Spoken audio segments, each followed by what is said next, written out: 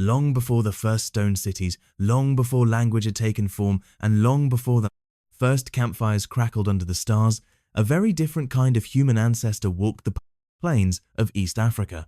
After the genus Homo emerged from the Oropithecine apes in the late Pliocene, our earliest ancestors began to expand, venturing across the ancient landscapes that would one day become Kenya.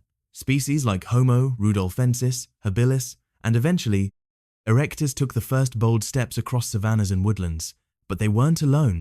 Out of the same ancient line that gave rise to us came a strange and now forgotten cousin. Not quite human, and yet not entirely removed from us either.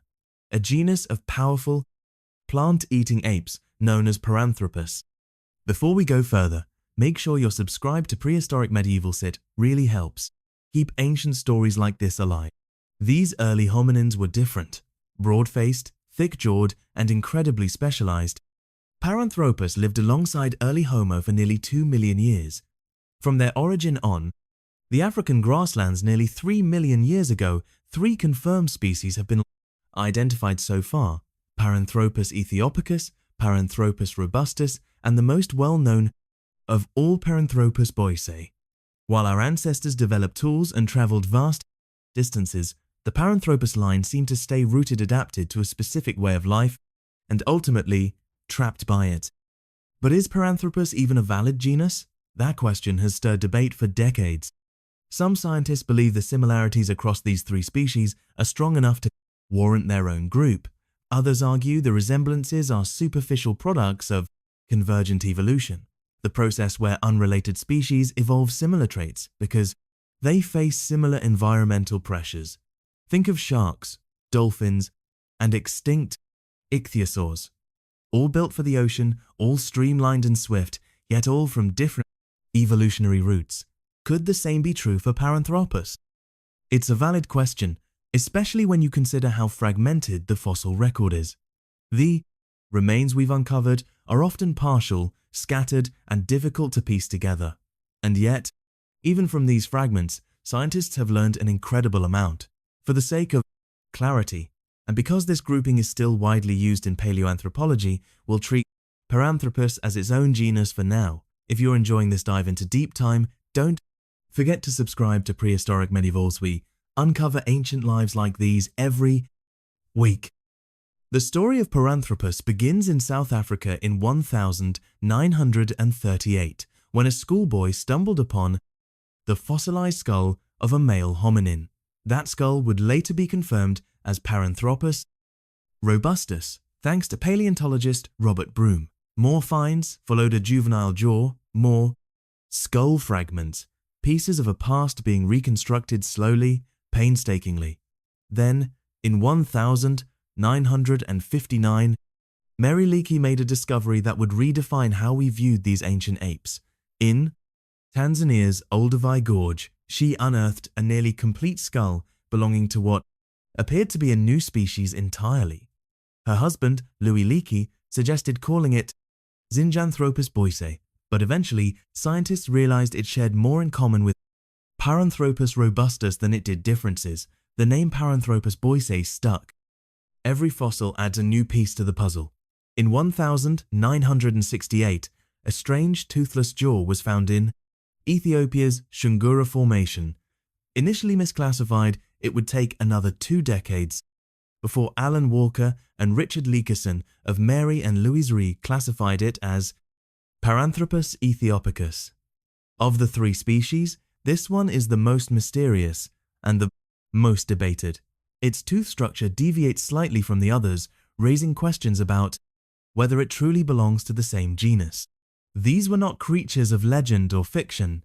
These were real beings that lived, struggled, and died long before the rise of human civilization. Covered in thick, fur-like hair, with faces wider than ours and jaws built for power, the Paranthropus species were visibly different from the Homo species that lived at the same time. Males stood just over 4 feet tall, females slightly shorter, but their faces told the real story. Cheekbones that flared outward, brow ridges like armor plating, and a crest of bone along the top of the skull, the sagittal crest that anchored muscles strong enough to chew through roots, bark, and tubers. It's these adaptations that hint at their way of life.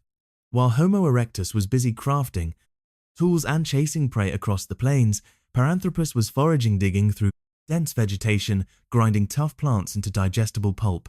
Their jaws didn't move up, down like ours do, but side to side, perfect for processing fibrous plant matter. Their teeth were coated in thick enamel, built to resist wear. But not every Paranthropus was the same. Boisei, for example, had bulkier limbs, possibly spending more time in the trees. Robustus was more lightly built, with a frame better suited to life on the open ground. So far, all three species appear to have been bipedal, like us, but their world was very different. Forests, wetlands, and shrublands stretched along the Rift Valley, and it's here that Paranthropus likely spent most of its time avoiding open plains where predators ruled. And, speaking of predators, they were never far away. Giant cats like Dinophelis and Meganterion stalked the underbrush. Crocodiles lay in wait along rivers, and even leopards would have posed a deadly threat. It's a wonder these apes survived as long as they did, and to learn what their daily life may have looked like, how they raised their young, used tools, and coexisted with our ancestors. Stay tuned. But before we continue this incredible journey into the life of Paranthropus, hit that subscribe button if you haven't already. Here on Prehistoric Medievals, we bring the ancient past back to life, and trust me, you don't want to miss part 2. Understanding how Paranthropus lived isn't easy. These creatures left behind no tools of language, no fire pits, no cave paintings. But the bones they did leave behind whispered just enough for us to speculate. One of the most intriguing aspects of Paranthropus biology is the sharp physical difference between males and females. This sexual dimorphism, where males are larger and more robust, can still be seen in apes like gorillas today. In those species, dominant males lead family groups, guarding territory and mating rights. It's likely Paranthropus lived similarly, with powerful males protecting and directing small family units across their forested environments. Still, the story might not be so simple. Studies suggest females may have left their birth groups when they reached maturity, around the age of 12 to 18, joining other bands to make and raise offspring. This could mean that males weren't always dominant in the way we might expect. Whatever the structure, life for Paranthropus was slow-paced and foraging heavy. It's estimated they spent up to 6 hours a day just searching for food, digging, chewing, and moving between patches of edible plants. And speaking of plant tubers, seeds, tough grasses, these were dietary staples. Their teeth were built for it. But even so, they likely preferred softer vegetation when they could find it. Interestingly, while Paranthropus is largely seen as a strict herbivore, some southern populations may have dabbled in omnivorous snacking on insects or meat if the opportunity presented itself. Their diet wasn't entirely rigid. Like many animals, they adapted when they needed to. By the way, if you're finding this journey through prehistoric life as fascinating as we are, don't forget to hit subscribe to Prehistoric Medievals. Ancient stories like these deserve a place in the modern world, and your support helps make that possible. Now, here's where things get especially surprising. Despite being more primitive in many ways, Paranthropus may have used basic tools. Stone flakes and shaped rocks have been found in areas like Western Kenya and South Africa, often near Paranthropus fossils. These tools weren't finely crafted like the blades of Homo erectus, but they served a purpose, breaking open hard roots, digging into soft soil, maybe even processing food. Some tools were made from animal bones, like ribs or horns, and show very little wear, suggesting careful selection rather than random use. There's no evidence they created fire, or made spears, or built anything permanent. But for their needs, simple tools were enough. They weren't hunters, they were survivors, moving through dense brush and wooded terrain, avoiding confrontation whenever possible. Still, predators were everywhere. Saber-toothed cats, enormous crocodiles, stalking leopards, and scavenging hyenas. The world was cruel. And for Paranthropus, especially the males, who may have wandered alone after losing dominance, danger was never far. But the big question remained: did they interact with Homo? Were there clashes? Did they compete? In some areas, footprints of Paranthropus boisei have been found right alongside those of Homo erectus. They clearly crossed paths. But what happened when they did is still a mystery. Artistic interpretations imagine conflict-early humans attacking the shaggy apes with carved weapons, forcing them back into the forests. That may have happened, or maybe they mostly ignored each other, each species living in its own niche. Homo chased prey across open plains. Paranthropus foraged in the trees and undergrowth. Resources rarely overlapped until they did.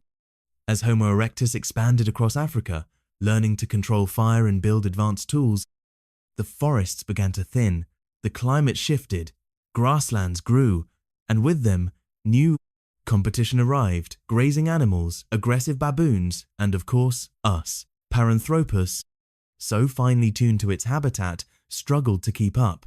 Unlike Homo, they couldn't change their tools, couldn't hunt new prey, couldn't push forward into new lands. They were specialists in a world that was demanding generalists. Around 1.4 million years ago, the genus Paranthropus vanished. There are no modern descendants, no surviving relatives. They simply fade, displaced by the rising tide of human ancestors who would one day paint caves, build cities, and send rockets to space. In the end, the line of Paranthropus was a quiet one, a branch that didn't lead to us but ran parallel for millennia, watching, eating, surviving. It's easy to look at them as evolutionary failures, but that would be wrong. Paranthropus lived on this earth longer than Homo sapiens has by a wide margin. They adapted, thrived, and raised families for nearly 2 million years. That's not failure, that's resilience. And now, with each fossil uncovered, with each new study published, we bring their memory back to life. If you enjoyed this deep dive into one of humanity's strangest cousins, make sure you're subscribed to Prehistoric Medievals. There are so many more ancient species and forgotten worlds to explore, and we're just getting started. Thanks for watching, and until next time, keep wondering. Paranthropus, the Biz.